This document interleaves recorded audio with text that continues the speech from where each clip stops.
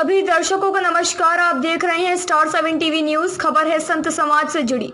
पालघर महाराष्ट्र में हुए संत हत्याकांड में उत्तर प्रदेश के गौरवशाली इतिहास को जीवंत करने वाले पूर्व विधायक संतोष पांडे द्वारा दोनों संत के परिजन को 2-2 लाख रुपए व उनके ड्राइवर के परिजन को 1 लाख रुपए सहयोग राशि देने व देश प्रदेश की सरकार को माह भर के अंदर कार्यवाही न होने पर सुप्रीम कोर्ट में जनहित याचिका दायर करने की चेतावनी के संदर्भ में राम जन्मभूमि मंदिर निर्माण न्यास अयोध्या के राष्ट्रीय अध्यक्ष व राष्ट्रीय संत समाज के मंत्री रसिक पीठाधीश्वर जानकी घाट बड़ा स्थान से जन्मेजय शरणदास जी महाराज संत सेवी भगवान परशुराम के भक्त संतोष पांडे को सहयोग के लिए आभार जताते हुए उन्होंने कहा, देश के सभी संत का आशीर्वाद और सदा उनके साथ है, ऐसा आश्वस्त किया। स्टार 7 टीवी न्यूज की कवरेज आशुतोष त्रिपाठी की रिपोर्ट।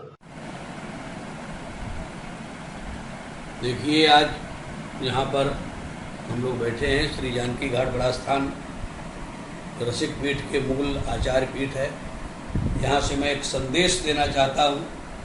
आज पूरे देश में अराजकता फैली हुई है, पूरे देश में आपदा विपदा कोरोना महामारी से जूझ रहा है पूरा संसार, पूरा देश नहीं अभी तो पूरा विश्व कोरोना महामारी से जहाँ पर जूझ रहा है, उसी का लाभ लेकर कुछ राक्षस लोग जो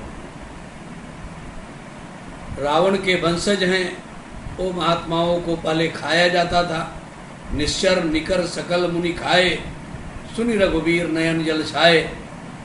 राक्षस लोग पहले महात्माओं को खाते थे, अब पीट पीट करके मार डाल रहे हैं अथवा तलवारों से काट दे रहे हैं। इस बीच में जो दुखद घटना हुई है, महाराष्ट्र सरकार को मैं फिर से एक बार चेतावनी देना चाहता हूँ कि जहाँ पर हमारे अखाड़े के महात्मा कल्प वृक्ष गिरी और सुशील गिरी पालघर के, जो महाराष्ट्र में पालघर है, वहाँ पर प्लानिंग के तहत पुलिस के संरक्षण में होते हुए उनको पुलिस ने परोस दिया मानो उन राक्षसों के लिए कि काल कवलित कर दो, इनको मार डालो। ये पुलिस के संरक्षण में देखा जा रहा था वीडियो में, और पीट पीट करके पूरे गांव मिल करके मार दिए। वो सब राक्षस परिकर थे, रावण के वंशज थे। खरदूषण तो महाराष्ट्र में और शोभनखा का साम्राज्य ही था, उन्हीं के कुछ परिकर जो वहाँ रह गए, अब संतों को ढूंढ ढूंढ करके मार रहे हैं, काट रहे हैं, जानलेवा हमला कर रहे हैं या उनको जान से ही समाप्त कर दे रहे हैं। इनसे सावधान रहने की ज़रूरत है। और सरकार को, महाराष्ट्र सरकार को भी मैं अल्टीमेटम देता हूँ कि 1 महीने के अंदर जो हमारे अखाड़े परिषद के द्वारा कहा गया है और संत समाज के द्वारा कहा गया है, उसका अनुपालन नहीं हुआ तो इसका खामियाजा भोगना पड़ेगा अभी अभी।